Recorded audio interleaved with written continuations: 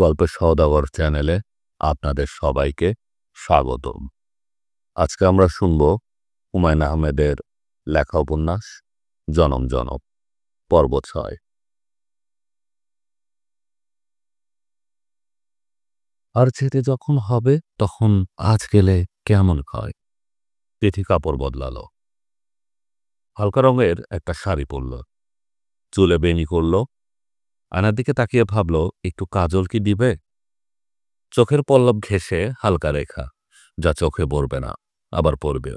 মিনু ঘরে ঢুকে দেখলেন তিথি খুব সাবধানে চোখে কাজল দিচ্ছে। তিনি থমকে দাঁড়িয়ে গেলেন। তিথি বলল, তুমি কিছু বলবে? না। তাহলে দাঁড়িয়ে আছো কেন? চলে যাও। মিনু ক্ষীণ স্বরে বললেন, তুই কি আমাকে দেখতে পারিস না তিথি? মার দিকে তাকিয়ে না বলল, পারি না। আমি কি করেছি? আমার দোষটা কি? তোমাকে কি আমি কখনো দোষ দিয়েছি? দোষ ছাড়াই তোমাকে দেখতে পারি না। মিনু খানিকক্ষণ চুপচাপ দাঁড়িয়ে থেকে আগে চেয়েও ক্ষীণ গলায় বললেন, ওরু চিঠি দিয়েছে। তিথি কিছু বলল না। মিনু বললেন, তো টেবিলের উপর রেখেছি। আমার টেবিলের উপর রেখেছ কেন? আমি সব চিঠি পিঠি পড়বো না, ভাল লাগে না। মিনু চলে গেলেন। তিথি অবশ্য ঘর থেকে বেরোবার আগে চিঠি বলল, একবার না দুবার পড়ল। খুবই সংক্ষিপ্ত চিঠি, মার কাছে লেখা। বাহ, আমার সালাম নিও। বুঝতে পারছি তোমরা টাকাটা দিতে পারছো না কিংবা দিচ্ছ না।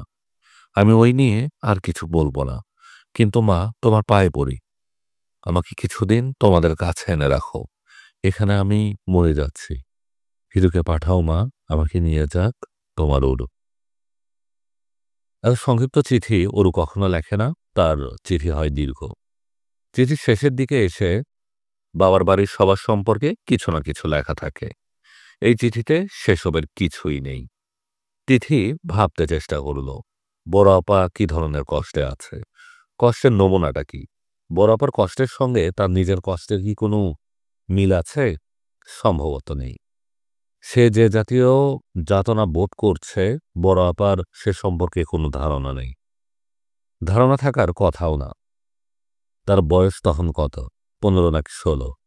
এসএসসি পরীক্ষা দিয়েছে, তখনও রেজাল্ট হয়নি। বাবা তাকে পাঠালেন মঞ্জুর সাহেবের কাছে, বাবার দুঃসম্পর্কের ভাই। তিনি তাকে কখনো দেখেননি। ভদ্রলোকের বয়স 50-এর কাছাকাছি, এজি অফিসে কাজ করেন, থাকেন সরকারি কোয়ার্টারে। তাকে একটা চিঠি দিতে হবে। চিঠিটা বাবার জবানিতে লিখেছে তিথি। চিঠির বিষয়বস্তু খুবই সাধারণ। জালালউদ্দিন সাহেব তার ফুফাতো ভাইকে জানাচ্ছেন যে তিনি সাময়িকভাবে খুবই অসুবিধায় পড়েছেন। যদি 200 টাকা তাকে দেওয়া হয় তাহলে তিনি চিরকৃতজ্ঞ থাকবেন। টাকাটা তিনি সামনের মাসে যে করেই হোক ফেরত দেওয়ার ব্যবস্থা করবে। তিনি নিজেই আসতেন, ইদানিং চোখের একটা সমস্যার জন্য আসতে পারছেন না। চিঠি নিয়ে যাওয়ার কথা হিরু, সে গম্ভীর গলায় বলল, এটা তো ভিক্ষা যাওয়া চিঠি, যাকে বলে বেগিং। আমি বেগিং বিজনেসে থাকতে পারবো না। জালালউদ্দিন কিছুতেই তাকে রাজি করাতে পারলেন না। শেষটায় মেয়েকে বললেন, তুই যাবি তিথি গভর্নমেন্ট কোয়ার্টার, খুঁজে বের করতে কোনো অসুবিধা হবে না, পারবি মা? তিথি বলল, উনি যদি চিনতে না পারেন? বলিস কি তুই চিনতে পারবেন না মানে? পরিচয় পেলে দেখবি কত খ্যাতির যত্ন করে। টাকা যদি না দেন তাহলে তো বাবা খুব লজ্জার ব্যাপার হবে। তোর কিসের লজ্জা? তুই তো আর টাকা চাসনি, আমি চেয়েছি। লজ্জা হলে আমার হবে। আমার কেন জানি মনে হচ্ছে উনি খুব খারাপ ব্যবহার করবেন, বিরক্ত হবেন। আহা, গিয়ে দেখ না, বিশিষ্ট ভদ্রলোক। যদি চিনতে না পারেন? মঞ্জুর সাহেব তাকে চিনতে পারলেন, হাসি মুখে বললেন, তোমাকে খুব ছোটবেলায় দেখেছি, তোমার মনে নেই, তবে তোমার বড় বোনের নিশ্চয়ই মনে আছে। কি যেন নাম তার? অরুণিমা না? জি, ডাকনাম অরু। তোমার বাবার তো আবার খুব কাব্যিক নাম রাখার বাতিক। তোমার নাম কি? তিথি। বাহ, খুব সুন্দর নাম। তিনি খুঁটিয়ে খুঁটিয়ে অনেক প্রশ্ন করলেন। তিথিদের অবস্থা শুনে খুবই দুঃখিত হলেন এবং আন্তরিক ভঙ্গিতে বললেন, এই সাময়িক সাহায্যে তো কিছু হবে না, স্থায়ী কিছু করতে হবে। কিভাবে করা যায় সেটা হচ্ছে কথা। তোমার ভাইকে পাঠিয়ে দিও, আমার কিছু জানাশোনা আছে, দেখি কোথাও লাগিয়ে দেওয়া যায় কিনা। তিথির মনে যে চাপা উদ্বেগ ছিল তা দূর হয়ে গেল। বাবার এই ফুফাতো ভাইকে তার পছন্দ হলো, ছোটখাটো মানুষ, সারাক্ষণ পান খাচ্ছে। একটু পর পর পানের রস গড়িয়ে পড়ছে। সরুয়া টানার মতো সে রস টেনে নিচ্ছে। মাথার মাথায় এক গাছিও চুল নেই, চকচকে টাক। কিছুক্ষণ পর পর তাকে হাত বুলাচ্ছে। তখন তার মুখের ভঙ্গি দেখে মনে হয় তাকে হাত বুলিয়ে তিনি খুব আরাম পাচ্ছেন। তিথি খানিক গল্পগুজবও করল, সহজ স্বরে বলল, বাসায় আর কেউ নেই কেন? চাচি কোথায়? ও থাকে গফরগাঁয়। ছেলেমেয়েরা ওইখানে স্কুল কলেজও করে। ঢাকার এত খরচ চালানো কি সোজা ব্যাপার? সরাসরি বাসা পাওয়ায় রক্ষা হয়েছে। অর্ধেক সাবলেট দিয়ে দিয়েছি। আমি 2টা ঘর নিয়ে থাকি। একা একা খারাপ লাগে না আপনার? না, সপ্তাহে সপ্তাহে যাই। বৃহস্পতিবার দুপুরে চলে যাই, শনিবার সকালে আসি। খানিকটা কষ্ট হয়, কি আর করা যায় বলো। খাওয়া দাওয়া কোথায় করেন? বেশিরভাগ সময় নিজেই রাঁধি, বাইরেও খাই। তিনি থেকে সুজির হালুয়া রেঁধে খাওয়ালেন। 200 টাকা দিয়ে নিজে এসে একটা রিক্সা ঠিক করে রিক্সা ভাড়াও দিয়ে দিলেন। তিথিকে বললেন, একা একা ঢাকা শহরে ঘোরাঘুরি করা ঠিক না। তোমার বাবাকে বলবে আর যেন তোমাকে এভাবে না পাঠান। তিথিকে পরের মাসে আবার আসতে হলো। এবার আবেদন 100 টাকার। যে করে হোক দিতে হবে। মঞ্জুর সাহেব টাকা দিয়ে দিলেন এবং সেদিনও সুজির হালুয়া রেঁধে খাওয়ালেন। তবে ওই দিনের মতো গল্পগুজব হলো না বা এগিয়ে এসে রিক্সা ঠিক করে দিলেন না। তার পরের মাসে তিথি আবার এলো, সারা পথ কাঁদতে কাঁদতে আসলো। টাকা চাইতে হবে এই দুঃখে তার মরে যেতে ইচ্ছে করছে। বাসে বসে তার মন চাইছিল একটা ট্রাকের সঙ্গে বাসটার অ্যাক্সিডেন্ট হোক, সে অ্যাক্সিডেন্টে সে যেন মারা যায়, সে মূল্য না। একসময় মঞ্জুর সাহেবের বাসায় কড়া নাড়ল। মঞ্জুর সাহেব দরজা খুললেন, তবে তাকে দেখে খুব অবাক হলেন না। শুকনো গলায় বললেন, কি খবর? তিথি মাথা নিচু করে বললেন, বাবা একটা চিঠি দিয়েছে। আবার চিঠি? এসো, ভেতরে এসো। তিথি ভিতরে এসে বসল। মঞ্জুর সাহেব বললেন, এবার কত টাকা চেয়েছে? 100। তিথির ধারণা ছিল এবারে তিনি টাকা দিবেন না, কিন্তু তার ধারণা ভুল প্রমাণিত হলো। তিনি 50 টাকার 2টা নোট তিথির হাতে দিলেন এবং বললেন, ঘেমে টেমে কি হয়েছে? ফ্যানের নিচে বসো, বিশ্রাম করো। জি না, তাড়াতাড়ি বাসায় যেতে হবে। টুকুর খুব জ্বর, ডাক্তার আনতে হবে। 2-3 মিনিট বসে গেলে ক্ষতি হবে না। তিনি হাত ধরে তিথিকে তার পাশে বসালেন। পর মুহূর্তেই তিথিকে জড়িয়ে ধরলেন। তিথি ভয়ে কাঠ হয়ে গেল। কোনো মতে বলল, ছাড়ুন চাচা, আমাকে ছেড়ে দিন। তিনি আহ বলে বিরক্ত প্রকাশ করলেন, তিথিকে ছাড়লেন না। তিথি চিৎকার করতে চেষ্টা করল, গলা দিয়ে কোনো শব্দ বের হলো না। সিগারেটের গন্ধ ভরা পান খাওয়া একটা মুখ তার মুখের উপর লেপ্টে রইল। 2টি হাত মাকড়সার মতো তার সারা শরীরে কিলবিল করতে লাগল। এরপর কি কি ঘটল সে মনে করতে পারে না। শুধু যা মনে আছে তা হচ্ছে, সে বেতের সোফায় চিট হয়ে পড়ে আছে। মঞ্জুর সাহেব একটা বাটিতে সুজির হালুয়া বানিয়ে এনে তাকে বলেছেন, এ নাও তিথি, হালুয়া খাও। এরপরেও অনেকবার তিথিকে তার কাছে আসতে হয়েছে। প্রতিবারে মঞ্জুর সাহেব তাকে টাকা দিয়েছেন এবং বলেছেন, দরকার হলেই আসবে, কোনো অসুবিধা নেই। তিথি বড় আপার চিঠি টেবিলে রাখতে রাখতে মৃদু স্বরে বলল, তুমি তো সুখে আছো আপা, কত সুখে আছো তুমি জানো না। জানলে এরকম চিঠি লিখতে না। এ হচ্ছে নিজের সঙ্গে বিড়বিড় করে কথা বলা। নিজের সঙ্গে কথা বলার এই অদ্ভুত অসুখ তিথির ইদানিং হয়েছে। মনে মনে ভাবা কতগুলো সশব্দ বের হয়ে আসে। রিকশায় আসতে আসতে একবার এরকম হলো। রিকশাওয়ালা তিথির বিড়বিড় শুনে চমকে মাথা ঘুরিয়ে তাকালো, অবাক হয়ে বলল, কি কন আফা? এগুলো কি পাগল হবার লক্ষণ? একসময় সে কি পাগল হয়ে যাবে? হয়তো হবে, কিংবা কে জানে, এখনই হয়তো সে খানিকটা পাগল। বাড়ি থেকে বেরোবার মুখে হিরুর সঙ্গে দেখা। হিরু বলল, তিথি, যাচ্ছিস কোথায়? তোর সঙ্গে আমার খুব জরুরি কথা আছে, আর্জেন্ট। তিথি বলল, আমার কোনো জরুরি কথা নেই, বিরক্ত করিস না তো। হিরু সঙ্গে সঙ্গে হাসতে লাগলো। তিথি বলল, কেন বিরক্ত করছিস? তুই আমাকে 3000 টাকা জোগাড় করে দিতে পারবি? না।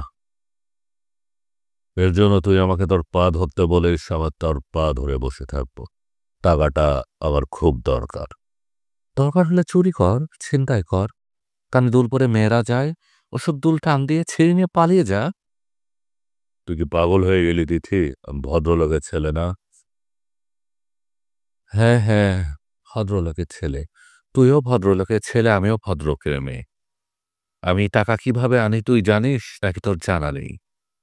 হিরু চুপ করে গেল। তিথি বলল, হিরু চুপ করে গেল। তিথি বলল, আমি কিভাবে টাকা আনি সেটা কেউ জানে না, আবার সবাই জানে। মজার একটা খেলা। তুই আমার পিছনে পিছনে আসবি না। যদি আসিস তাহলে ধাক্কা দিয়ে নর্দমায় ফেলে দিব। হিরো দাঁড়িয়ে বলল। তিথিকে বিশ্বাস নেই এ কাণ্ড সে সত্যি সত্যি করে বসতে পারে। একবার নর্দমায় পড়ে গেলে 14 বার গোসল করলেও গন্ধ উঠবে না। হিরোর মন খারাপ হয়ে গেল। তিথির কাছ থেকে সে টাকা পাবে না, এটা জানত। টাকা চাওয়ার উদ্দেশ্য ভিন্ন। হিরোর ধারণা ছিল টাকার কথা শুনেই তিথি বলবে, এত টাকা দিয়ে তুই কি করবি? তখন হিরো কারণটা ব্যাখ্যা করবে। কারণটা বেশ অদ্ভুত। আজ হাঁটতে হাঁটতে সে পীর সাহেবের কাছে গিয়েছে, খালি হাতে গিয়েছে। এজন্য সে আর তার সঙ্গে দেখা করল না। উঠোনে মাথা কামানো এক লোকের সঙ্গে গল্প জুড়ে দিল। মাথা কামানো লোকটির নাম সবুর, তার বাড়ি কালিয়াকর। মাস তিনেক আগে বিয়ে করেছে। গত সপ্তাহে তার বউ হঠাৎ পালিয়ে গেছে। অনেক জায়গায় খোঁজখবর করেও সে কোনো সন্ধান না পেয়ে পীর সাহেবের কাছে এসেছে। পীর সাহেবের সঙ্গে এখনো দেখা হয়নি। হিরু বলল, ঠিক জায়গায় এসে পড়েছেন ভাইজান, মোটেও চিন্তা করবেন না, 1 মিনিটের মামলা। পীর সাহেব ভরভর করে সব বলে দিবে। সত্যি? সত্যি মানে? আমার নিজের ইয়াঙ্গার ব্রাদার মিসিং হয়ে গেল, তার নাম টুকু। পীর সাহেবকে বললাম, উনি বললেন, চিন্তা করিস না, 1 সপ্তাহের মধ্যে ফিরবে। ফিরল 1 সপ্তাহের মধ্যে? ফিরবে না মানে? পীর সাহেবের সঙ্গে ইয়ার্কি চলে না, ডাইরেক্ট অ্যাকশন। আপনি খালি হাতে আসেননি তো? 100 টাকা এনেছি, গরিব মানুষ। টাকা পয়সা পীর সাহেব নেবেন না, টাকা পয়সা ওনার কাছে তেজপাতা, সিগারেট দিতে হবে, বিদেশি সিগারেট। বিদেশি? কি সিগারেট? ধরেন ডানহিল, পেনশন। মোড়ের দোকানে গিয়ে বললেই হবে, পীর সাহেবের সিগারেট, ওরা জানে। বাজার আছে, কম রেটে পাবে। যান, সিগারেট নিয়ে আসেন। পীর সাহেবকে কদমবুসি করে সিগারেটের প্যাকেটটা বাম দিকে রাখবেন। সবুর মিয়া সিগারেট আনতে গেল, আর তখনই বাড়ির ভিতর থেকে পীর সাহেব খালি পায়ে বের হয়ে এলেন।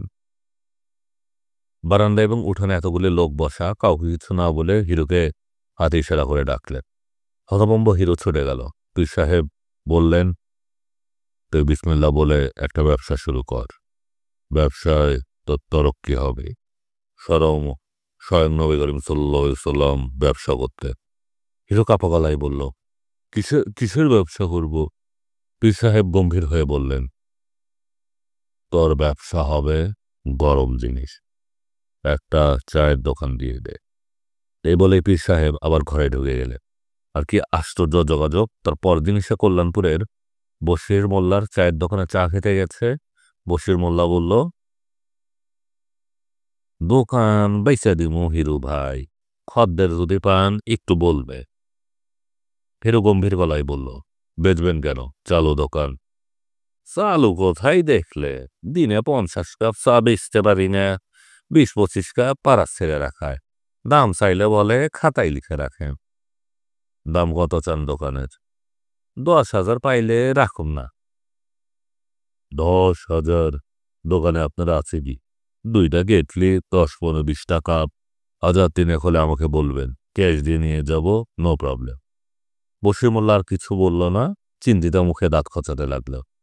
এসবই হচ্ছে যোগাযোগ। এরকম যোগাযোগ আপনা আপনি হয়নি, উপরে নির্দেশ লাগে। পীর সাহেবের দোয়ায় অ্যাকশন শুরু হয়ে গেছে। এরা হচ্ছেন অলি মানুষ, এদের দোয়া কোরামিন ইঞ্জেকশনের মতো, সঙ্গে সঙ্গে অ্যাকশন। হিরুর ইচ্ছা ছিল টাকা চাওয়ার উপলক্ষে পুরো ঘটনাটা তিথিকে বলবে। তিথি সেই সুযোগ দিল না। পীর সাহেবের দোয়ার ফল তো সে একা একা ভোগ করবে না, সবাই মিলে ভোগ করবে। তার টাকা পয়সা হলে সে কি ভাই বোনকে ফেলে দিবে? অবশ্যই না। ভাই বোন, ফাদার মাদার, এরা থাকবে মাথার উপরে। ফরিদার চোখ দুটি আজ যেন আরো উজ্জ্বল, আরো তীক্ষ্ণ। চুলার গনগনে কয়লার মতো ঝকঝক করছে। তার পরনের শাড়িটাও লাল, মাথার চুলগুলোও কেন জানি লালচে দেখাচ্ছে। শুধু মুখের চামড়া আরো হলুদ হয়েছে, এমন হলুদ যে মনে হয় হাত দিয়ে ছুলে হাতে হলুদ রং লেগে যাবে। ফরিদা বললেন, বর্ষ তিথি, চেয়ার টেনে বর্ষ। তিথি বলল, আপনি আমাকে ডেকেছে।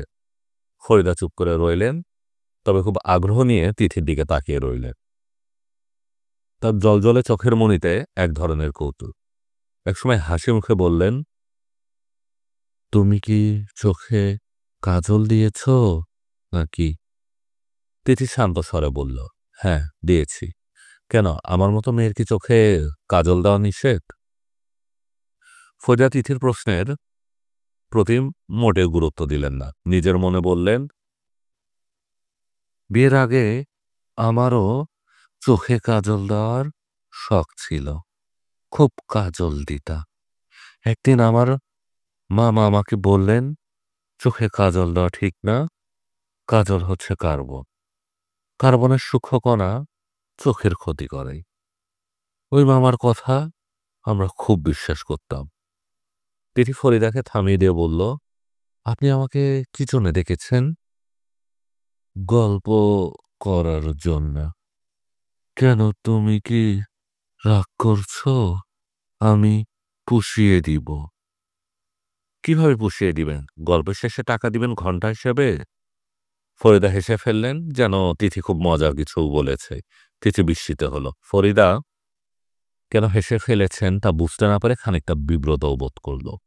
ফরিদা বললেন, ওই দিন তুমি আমার পর খুব রাগ করেছ। তারপর থেকে আমার মনটা খুব খারাপ ছিল।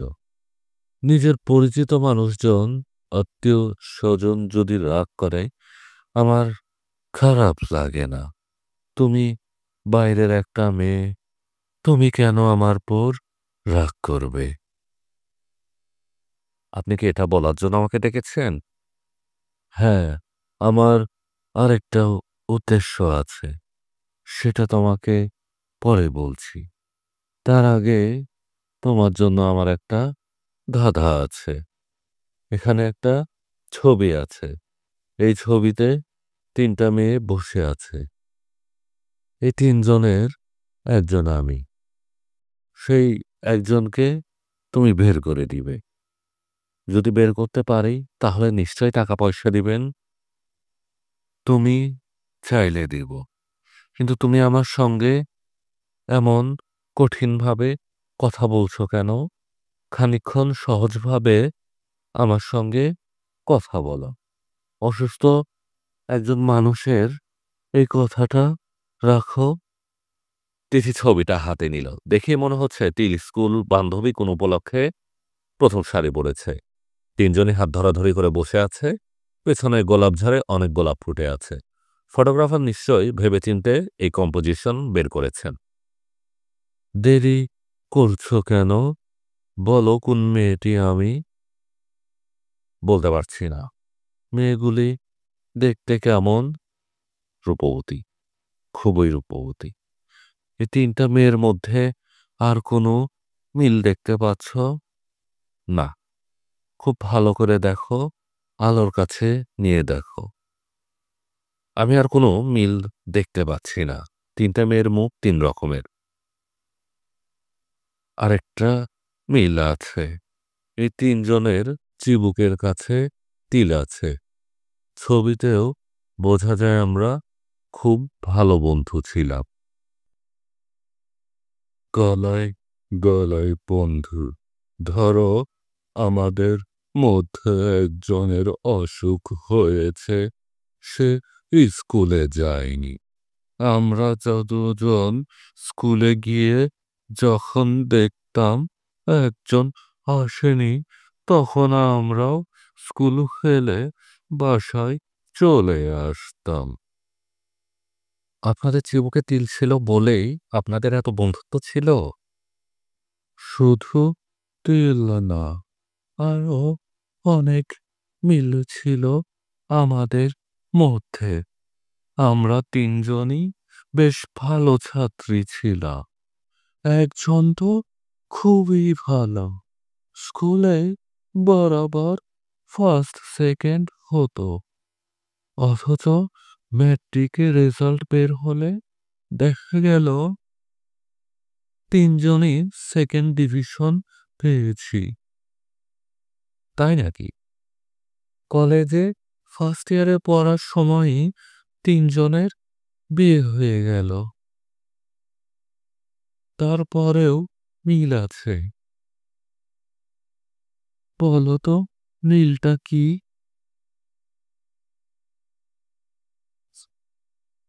আপনারা তিনজনও এখন অসুস্থ? না, দুজন মারা গেছে, আমি শুধু বেঁচে আছি। এই বাঁচা তো মৃত্যুর মতোই, তাই না? হ্যাঁ তাই। আপনার ওই দুই বান্ধবী কিভাবে মারা গেল? প্রথম মারা গেল ট্রিনা, বাচ্চা হতে গিয়ে মারা গেল। তারপর মারা গেল বরুণা, মেনিনজাইটিস হয়েছিল। কথা বলতে বলতে ফরিদা ক্লান্ত হয়ে পড়েছিলেন। হাতের ইশারায় তিনি তিথিকে পানির গ্লাস আনতে বললেন। তিথি পানি এনে দিল, সবটা খেতে পারলেন না। চোখ বন্ধ করে শুয়ে পড়লেন। তিথি বলল, আপনার কি কষ্ট হচ্ছে? হ্যাঁ। কোনো ওষুধপত্র কি আছে যা খেলে কষ্ট কমবে? না। আমি কি চলে যাব, নাকি আপনি আমাকে আরো কিছু বলবেন? ফরিদা চোখ না মেলেই বললেন, যাও। তিথি বলল, আপনার কি খুব বেশি কষ্ট হচ্ছে? হুম।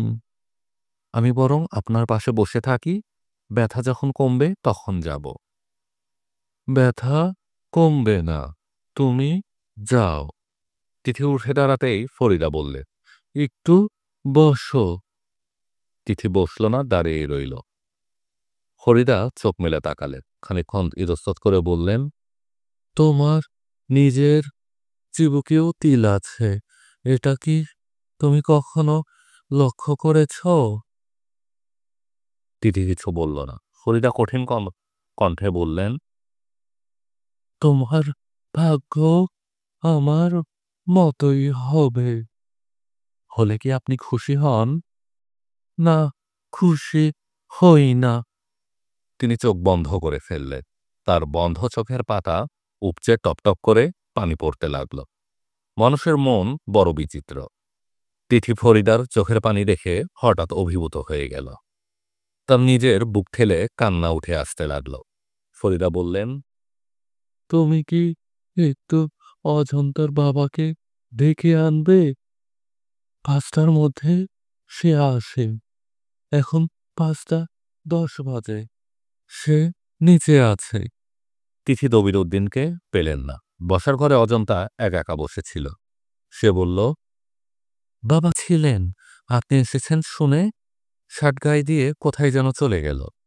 বলতে বলতে অজন্তা মুখ টিপে হাসল এবং একটু যেন লজ্জাও পেল। এই লজ্জার কারণ তার নিজের কাছেও স্পষ্ট নয়। ভাদ্র মাসের শুরুতে ওরও এসে উপস্থিত, হাতে একটা সুটকেস। তাকে নিয়ে এসেছে সদ্য গোফ ওঠা মুখচড়া ধরনের এক ছেলে। ভীতু চাউনি, একবারও মাথা উঁচু করে তাকাচ্ছে না। সুটকেস নামিয়ে রেখেই সে উধাও হয়ে গেল। মিনি বললেন, ব্যাপার কি রে? অরু মরা কান্না জুড়ে দিল। কান্নার ফাঁকে ফাঁকে ভাঙা ভাঙা কথা থেকে যা জানা গেল তা হচ্ছে, স্বামীর অত্যাচারে অতিষ্ঠ হয়ে সে পালিয়ে এসেছে। যে তাকে পৌঁছে দিয়েছে তার নাম সাইদ। কলেজে আই কম পড়ে। পাশের বাড়িতে লজিং থাকে। মিনু কঠিন গলায় বললেন, তোর কি মাথা খারাপ হয়ে গেছে? পেটে 6 মাসের বাচ্চা নিয়ে পালিয়ে চলে এলি, তার আগে বিষ খেয়ে মরতে পারলি না? বাজারে বিষ পাওয়া যায় না? ওরু শুকনো গলায় বলল, সবকিছু না শুনেই তুমি এ কথা বললে? বেশ, বিষ এনে দাও, আমি খাবো। সময় তো শেষ হয়ে যায়নি। জালালউদ্দিন বললেন, কি শুরু করলে মিনু? মেয়েটা একটু ঠান্ডা হোক, সব আগে শুনি, না শুনেই বকা ঝকা। মিনু ঝাঁঝিয়ে উঠলেন, সবকিছুর মধ্যে কথা বলবে না? কথা শোনাশুনির এখানে কি আছে? বোকার হদ্দমে পেটে 6 মাসের বাচ্চা নিয়ে চলে এসেছে, কি সর্বনাশের কথা। জালালউদ্দিন বললেন, একটা ব্যবস্থা হবেই, এত চিন্তার কি? বিপদ দেবার মালিক যিনি, বিপদ ত্রাণ করার মালিকও তিনি। তুমি 1 কাপ গরম চা মেয়েটিকে দাও, মুড়ি থাকলে তেল মরিচ দিয়ে মেখে দাও। অরুমা, তুই আয় আমার কাছে, ঘটনা কি শুনি। মিনু বললেন, তোমার কি কোনো ঘটনা শুনতে হবে না। তিনি মেয়ে নিয়ে সবার ঘরে ঢুকে দরজা বন্ধ করে দিলেন। তীক্ষ্ণ গলায় বললেন, এখন বল কি হয়েছে? তোর এত বড় সাহস কেন হলো শুনি? ওরু কিছুই বলল না, মাকে জড়িয়ে ধরে ব্যাকুল হয়ে কাঁদতে লাগলো। সমস্ত দিনেও এ কান্না থামল না। তিথি এলো 4টার দিকে। তিথিকে দেখে অরুর কান্না আরো বেড়ে গেল। জালালউদ্দিন বললেন, মেয়েটা কিছুই খায়নি।